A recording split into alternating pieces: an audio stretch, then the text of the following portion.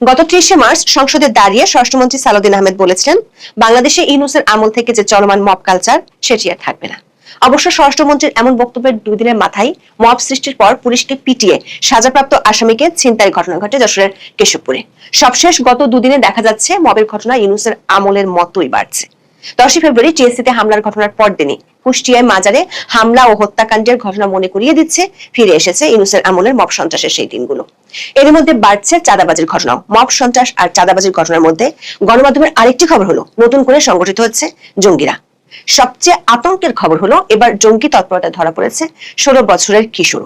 অফলাইনের পাশাপাশি জঙ্গিরা অনলাইনে চালাচ্ছে তৎপরতা, যেখানে নতুন সদস্য রিক্রুট থেকে শুরু করে বোমা বানানোর গাইড বুকও সরবরাহ করছে।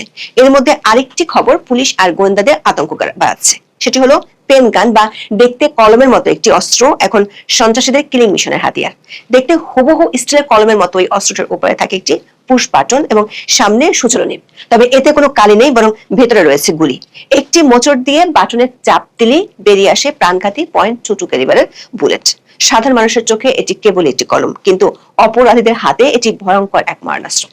অনুসন্ধানে 2018 সাল থেকে মাওবাদী সন্ত্রাসীদের হাতে এ ধরনের অস্ত্র থাকার তথ্য আমরা জানতে পেরেছি। প্রশ্ন হলো, হঠাৎ করে বাংলাদেশের সন্ত্রাসীদের হাতে এই ধরনের অস্ত্র আসলো কিভাবে?